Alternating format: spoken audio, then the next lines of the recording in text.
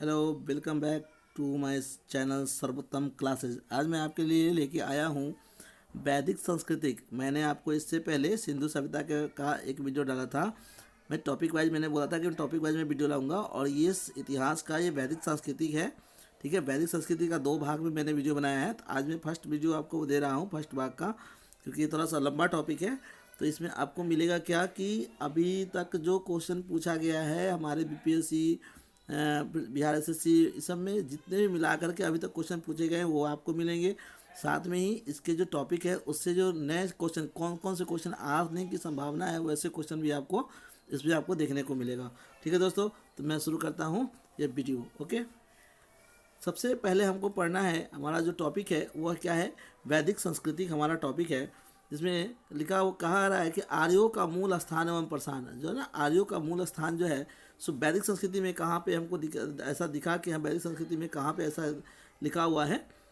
वैदिक संस्कृति के संस्थापक आर्यों की भाषा क्या थी, है ना। वैदिक संस्कृति का जो है हमारा वैदिक संस्कृति के संस्थापक कौन थे। सबसे पहले एक क्वेश्चन यहाँ से बन रहा है आपका कि आर्य जो थे वो वैदिक संस्कृति की क्या थे, संस्थापक थे।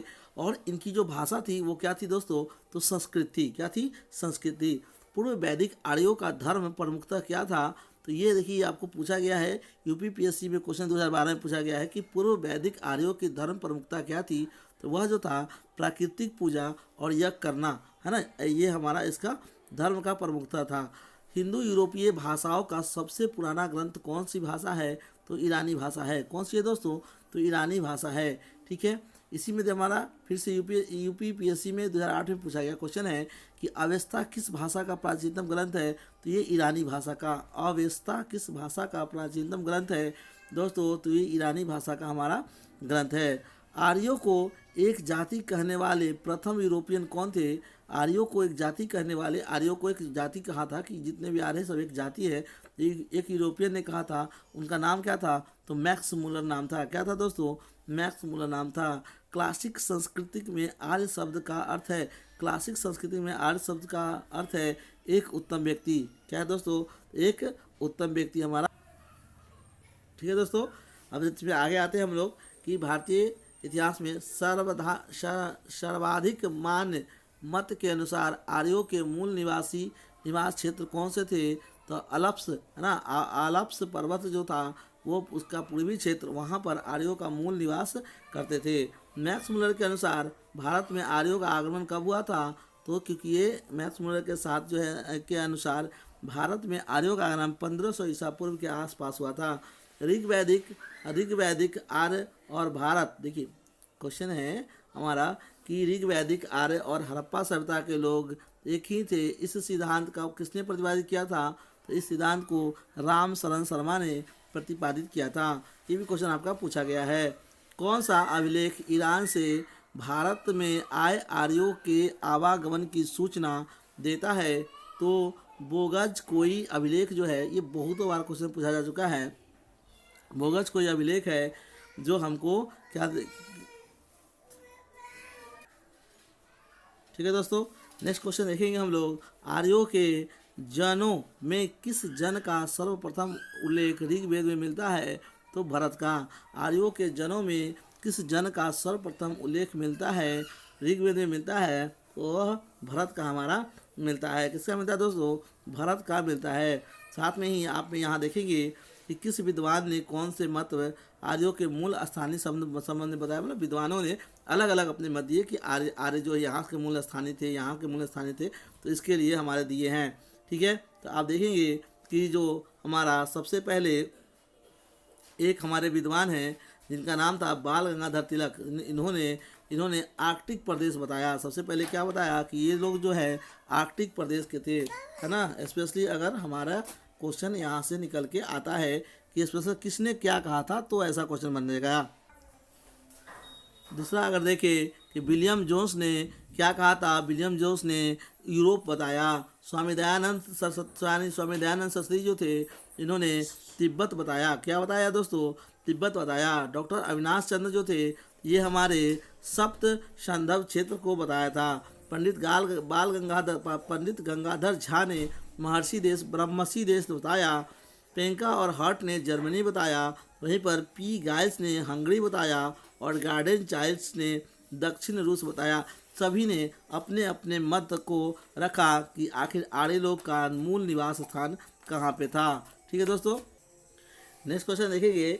अब जो हमारा टॉपिक आ रहा है इसी में देखिए, वैदिक संस्कृति में ही टॉपिक है कि ऋग वैदिक काल में फिर वैदिक संस्कृति के बारे में हमको क्या क्या जानकारी मिलती है। ऋग वैदिक काल की अवधि कब से कब तक जानी जाती है। ऋग वैदिक काल की अवधि कब से कब तक जानी जाती है या फिर मानी गई है। तो देखिए ये क्वेश्चन RRB 2004 में पूछा गया है। 1500 से लेकर 1000 ईसा पूर्व तक मानी गई है। कहाँ से कहाँ तक दोस्तों, तो 1500 से 1000 ईसा पूर्व तक मानी गई है। भारत में ऋग वैदिक आर्यों के प्रारंभिक स्थान क्षेत्र को क्या कहा जाता है, तो सप्त संदम यानी कि ब्रह्मवर्त कहा जाता है। देखिए यानी कि भारत में स्पेशली ऋग्वेद में ऐसा कहा गया है कि भारत में जो आर्यों का जो आगमन था उसको कहाँ पे था, उसका निवास क्षेत्र कहाँ था, तो सप्त संदम हमारा कहा जाता है। आर्यों ने किस क्षेत्र का नाम ब्रह्मवर्त रखा, तो सतलुज एवं यमुना नदी के क्षेत्र के जो स्थान थे उसको इन्होंने क्या रखा था, तो ब्रह्मावर्त रखा था। ऋग्वेद में उत्तर भारत में कुल कितनी नदियाँ का उल्लेख किया गया है, तो कुल 42 नदियों का उल्लेख किया गया है। कितने का किया गया है दोस्तों, 42 नदियों का उल्लेख किया गया है। ऋग्वेद में किस नदी को हिरनयीन, सुवशा और उर्पावर्ती कहा गया है, तो सिंधु नदी को कहा गया है। क्वेश्चन किसको कहा गया है दोस्तों, तो सिंधु नदी को कहा गया है। ऋग्वेद में किस नदी को मातेतमा, देवीतमा एवं नदीतमा पवित्र नदी कहा गया है, तो यह आपको 2008 में पूछा गया क्वेश्चन है। APPSC में सरस्वती नदी को कहा गया है। ऋग्वैदिक काल में हिमालय पर्वत को क्या कहा गया है, तो हिमवंत कहा गया है। ऋग्वैदिक में किन नदियों का उल्लेख अफगानिस्तान के साथ आर्यों के संबंध का सूचक है, तो ये IAS क्वेश्चन 2010 में पूछा गया है। इसको कुभा या कुब्रू नदियों का। ठीक है, ऋग्वैदिक कालीन पुरातात्विक साक्ष्यों में 11 कमरों वाला मकान की प्राप्ति कहाँ से हुई थी, ये हमारा भगवानपुरा हरियाणा से हुई थी। कहाँ से दोस्तों हुई थी दोस्तों, भगवानपुरा हरियाणा से हुई थी। वैदिक काल से संबंधित मृत भांड कौन सा है, वैदिक काल से संबंधित मृत भांड कौन सा है, तो ये हमारा गोरुवर्णी मृत भांड है। कौन सा है दोस्तों, गोरुवर्णी मृत भांड है। ठीक है, आगे का देखेंगे हमारा कि आगे हमारा अब देखेंगे कि हमारे जो इसमें राजनीतिक है ना, इसकी राजनीतिक स्थिति क्या थे हमारे वैदिक संस्कृति की। ऋग्वैदिक काल में राजनीतिक व्यवस्था किस संरचना पर आधारित थी, तो ये हमारी कबीलाई संरचना पर आधारित थी। ऋग्वैदिक काल में जनस्य गोपा पूर्वभक्ता, विश्वपति, गणपति एवं गोपति किसे कहा जाता था, तो राजा को कहा जाता था। ऋग्वैदिक काल में कबीले की आम सभा क्या कहलाती थी, तो समिति कहलाती थी। क्या कहलाती थी, समिति। आम सभा जो होती थी कबीले की उसको समिति कहते थे। ऋग्वैदिक काल में गांव के मुखिया को क्या कहा जाता था, तो ग्रामीणी कहा जाता था। ये क्वेश्चन ऑलरेडी पूछा गया है। ऋग्वैदिक काल में गांव के मुखिया को क्या कहा जाता था, तो ग्रामीणी कहा जाता था। ऋग्वेद में युद्ध के लिए किस शब्द का प्रयोग हुआ करता था, तो गिविष्ट का प्रयोग होता था। किसका होता था दोस्तों, गिविष्ट का प्रयोग होता था। वैदिक शब्द ऋत का क्या आशय है, तो नैतिक नियमों का। किसका आशय क्या है, नैतिक नियमों का। आर्यों के प्राचीनतम संस्था क्या कहलाती थी, जहाँ लूटी गई वस्तुओं का विवरण होता था उसको विदथ कहते थे। क्या कहते थे दोस्तों, विदथ कहते थे। ऋग्वैदिक काल में प्रशासन की सबसे छोटी इकाई क्या कहलाती थी, तो कुल अथवा परिवार। क्या कहलाती थी, कुल अथवा परिवार कहलाता था। ऋग्वैदिक काल में प्रशासन की सर्वोच्च इकाई को क्या कहा जाता था, तो जन कहा जाता था। क्या कहा था दोस्तों, जन कहा जाता था। ऋग्वेद के 7वें मंडल भारत वंश के राजा सुदास तथा अन्य राजाओं के मध्य किस नदी के तट पर दशराग युद्ध हुआ था, तो पुरुषनी नदी के तट पर हुआ था। किसके नदी पर हुआ था दोस्तों, पुरुषनी नदी के तट पर हुआ था, और आप इसे रावी नदी के नाम से जाना जाता है। दशराग युद्ध में विजय रहे कबीले के पुरोहित कौन थे, तो वशिष्ठ थे। दशराग युद्ध में विजयी रहे कबीले के पुरोहित कौन थे, तो विशिष्ट थे। ये दसराग युद्ध है, ऐसे क्वेश्चन पूछा है। दसराग युद्ध जो है सो किस नदी के किनारे हुआ था? तो पुरुषनी नदी, या फिर पूछे कि पुरुषनी नदी को अब किस नाम से जाना जाता है? तो रावी के नाम से जाना जाता है। राजा पुरु और भारत के बीच मैत्री संबंध स्थापित होने से किस नवीन वंश की स्थापना हुई? तो कुरु वंश की। किसकी हुई थी दोस्तों? कुरु वंश की हुई थी। ऋग वैदिक काल में वृद्ध एवं अभिजात लोगों की संस्था क्या कहलाती थी? तो सभा कहलाती थी। क्या कहलाती दोस्तों? सभा कहलाती थी। ऋग्वेद में यदुजन का अधिकतर किसके साथ युग्म बना? तो तुर्वस के साथ बना। किसके साथ बना दोस्तों? तुर्वस के साथ बना। ये आपका VBI रहता है, एक नदी का क्वेश्चन आपके हर एक एग्जाम में, कि प्राचीन नाम उसका क्या था, आधुनिक क्या है, फिर प्राचीन नाम। वो तो हमारे हर एक नदी का अलग अलग हमारा नाम आता है। देखिए जैसे कुंभाराम, जो पहले कुंभा के नाम से जाना था उसका अब काबुल नाम है। ठीक है, सुवस्तु के नाम से उसका स्वात है। वित्त सता के नाम से उसको हम झेलम कहते हैं। देखिए ये क्वेश्चन पूछा गया है, तो VBI आप कह सकते हैं कि झेलम नाम को, झेलम नदी के जो नाम है उसको पहले वित्त सता कहते थे। पुरुषनी, मैंने अभी बताया, पुरुषनी को क्या कहते थे? तो अभी कहते हैं रावी। पुरुषनी को क्या कहते हैं? रावी कहते हैं। सतुद्री नदी को सतजल कहा जाता है। दृश्यदती को घग्गर कहा जाता है। दृश्य दती को क्या कहा जाता है? तो घग्गर कहा जाता है। कुमड़ू नदी को कुर्रम, गोमती को गोमल, अस्किनी को चिनाब, पिपासा को व्यास, सदानीरा को गंडक। सदानीरा को क्या कहा था दोस्तों? गंडक।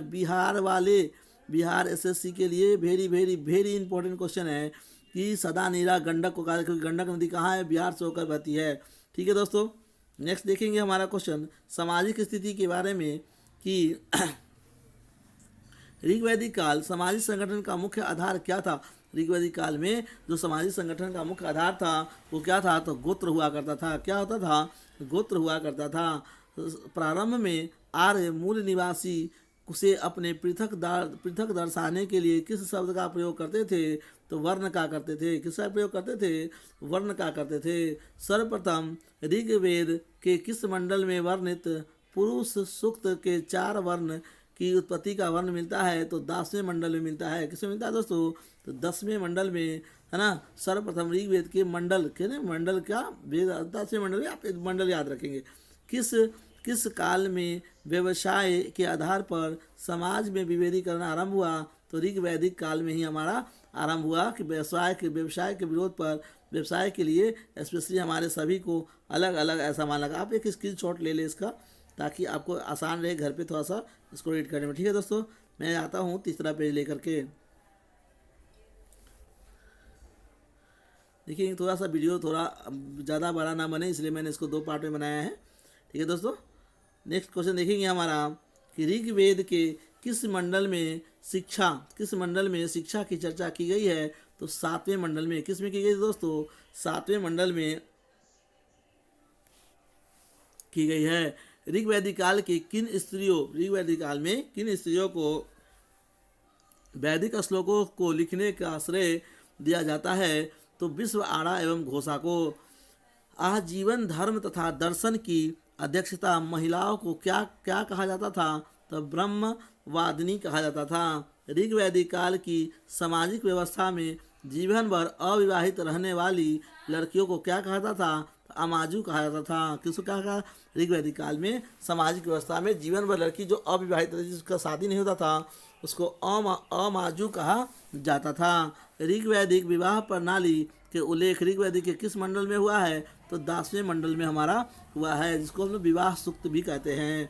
ऋग्वैदिक काल में किसे अधन्या न मारने योग्य कहा गया है? तो गाय को कहा गया है। VBI क्वेश्चन है ये, बहुत बार ऐसा क्वेश्चन आता है, ऐसे इसमें लिखा है मात्र, लेकिन ये क्वेश्चन बहुत बार पूछा गया है कि ऋग्वैदिक में किसे न मारने योग्य कहा गया है? तो गाय को कहा गया है। इसीलिए स्पेशली हम हिंदू धर्म में गाय को मारना अनिवार्य नहीं है, गाय को हम लोग नहीं मारते।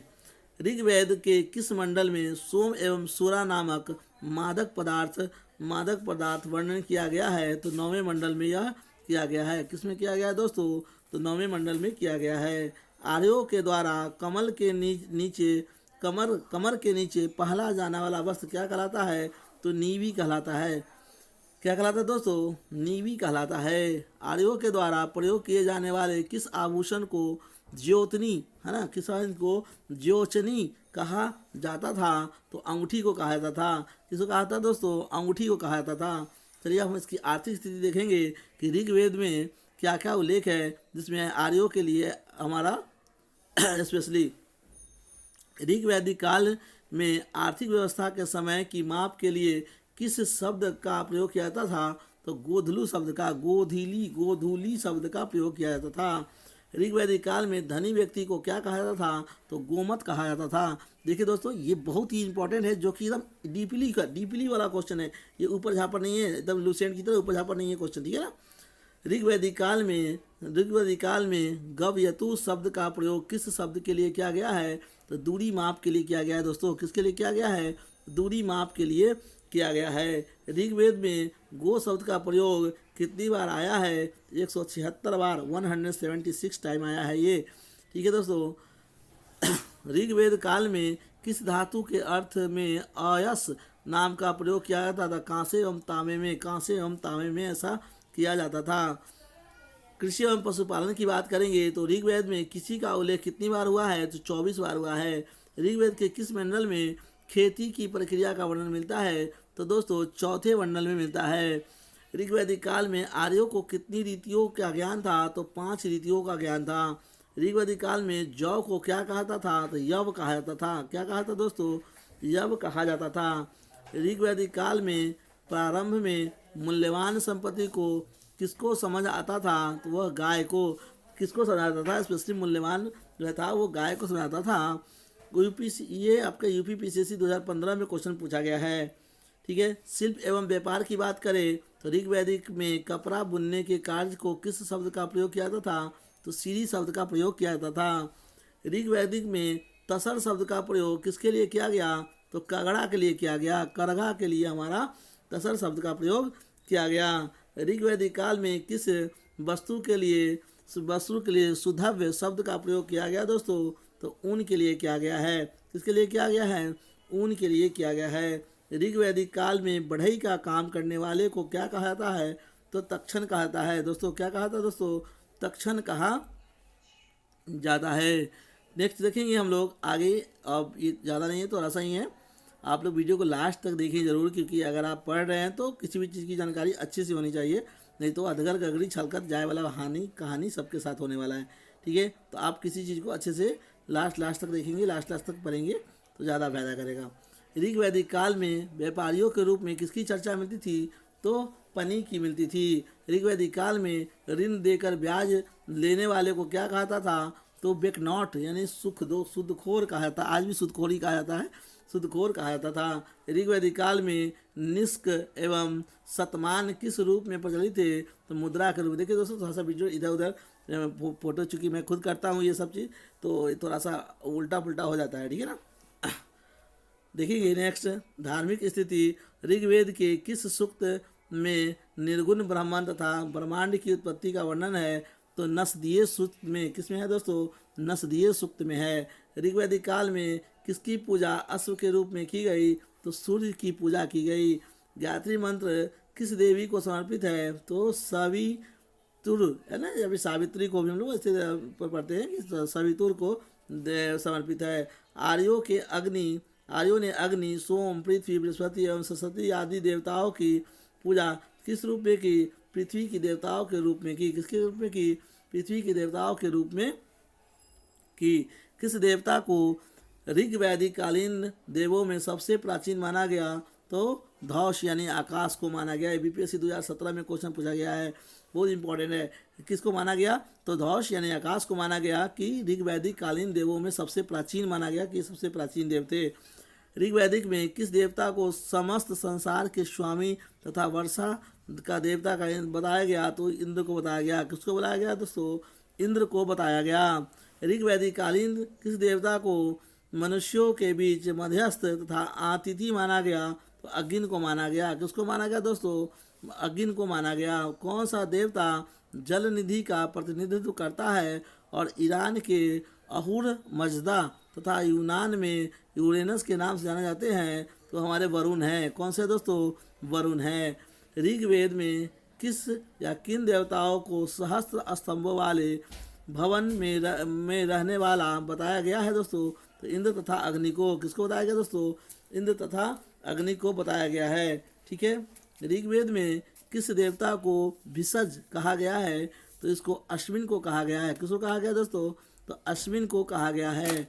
आर्यों के 4 धार्मिक पुरोहित कौन कहलाते थे? आर्यों के 4 धार्मिक पुरोहित कौन कहलाते थे? तो होता, उद्गता, अधर्व्यू और ब्रह्मा, ये हमारे कहलाते थे। ठीक है। नेक्स्ट देखते हैं हम लोग उत्तर वैदिक काल। देखिए हम तो इसको छोड़ेंगे नहीं क्योंकि इतना हम कर देते हैं, ताकि ये इसका नेक्स्ट जो है उत्तर वैदिक काल का, ये बहुत इंपॉर्टेंट। उत्तर वैदिक काल हमारे यहाँ से शुरू होता है, तो उत्तर वैदिक काल का जो चैप्टर होगा वो आगे हम यहीं से शुरू कर, मतलब आगे से शुरू करेंगे। ये जो हमारे कम से कम 7-8 पॉइंट है वो मैं बता देता हूँ। उत्तर वैदिक काल क्रम कब से कब माना जाता है? तो 1000 से लेकर 600। अच्छा, अभी मैंने बताया कि 1500 से लेकर 1000 ईसा पूर्व तक कौन था हमारा? तो वैदिक संस्कृति के का भाग था, और अभी जिसमें आर्यों को भी माना गया कि तब से तब आए हैं। और उत्तर वैदिक की काल की बात करें तो 1000 से 600 ईसा पूर्व के बीच में माना गया। किस स्थान से पहली बार कृषि से संबंधित लौह उपकरण प्राप्त हुए थे? तो ये हमारे अतरंजी खेरा से प्राप्त हुए थे। उत्तर वैदिक ग्रंथ यजुर्वेद के किस धातु के लिए श्याम अशय कृष्ण अशय शब्द का प्रयोग किया गया? तो लोहे के लिए किया गया। उत्तर वैदिक काल में तुर्वश एवं क्रीवी मिलाकर के क्या कहलाए थे? तो पांचाल कहलाए थे। प्रारंभिक कुरुओं की राजधानी कहाँ थी? तो आसनदिवत थी। कहाँ थी दोस्तों? आसनदिवत थी। किस कुरु शासक ने 2 सर्प सत्र तथा 2 अश्वमेध यज्ञ किए थे? तो जन्मेजय ने किए थे। कुरु वंश का अंतिम शासक कौन था जिसने अपनी राजधानी हस्तिनापुर से कौशाम्बी स्थानांतरित किया था? तो निक्षुर था। कौन सा था दोस्तों? निचक्षु था। पंचाल क्षेत्र जिसके अंतर्गत आधुनिक बरेली, बदायूं और फारुखाबाद आते हैं, किसकी राजधानी थी? तो ये हमारी कामपिल्ले की राजधानी थी। कौन सी क्षेत्र? देखिए ये क्वेश्चन कितना अच्छा इंपॉर्टेंट है कि पांचाल क्षेत्र जिसके अंतर्गत आधुनिक बरेली, जो अभी बरेली के नाम से आता है, बदायूं के नाम से आता है, फारुखाबाद के नाम से आता है ना, किसकी राजधानी थी? तो ये हमारी कामपिल्ले की राजधानी थी। कौन सा क्षेत्र दार्शनिक राजाओं के लिए विख्यात था? तो पांचाल जो क्षेत्र था या दार्शनिक राजाओं के लिए विख्यात था। देखिए उत्तर वैदिक काल का 1 2 3 4 5 6 7 8 9 8 या 9 हमने टॉपिक आपको बताया है, और इसके बाद जो होगा उत्तर वैदिक काल से ही हम शुरू करेंगे आगे की तरफ। आप इसका एक स्क्रीनशॉट ले ले, जो आपको पार्ट 2 में ये वीडियो मिलेगा। ठीक है दोस्तों, तो चैनल को लाइक करें, सब्सक्राइब करो, दोस्तों के साथ शेयर जरूर करें, ताकि मैं आपके लिए आपके एक लाइक से मैं प्रोत्साहित होता हूं और नेक्स्ट वीडियो बनाने के लिए, मेहनत करने के लिए जागरूक होता हूं। ठीक है दोस्तों, तो चैनल को सब्सक्राइब करें। बिहार SSC BPSC किसी भी कंपटीशन के लिए आपको सबसे ज़्यादा इंपॉर्टेंट होने वाले हैं। ठीक है दोस्तों, बाय।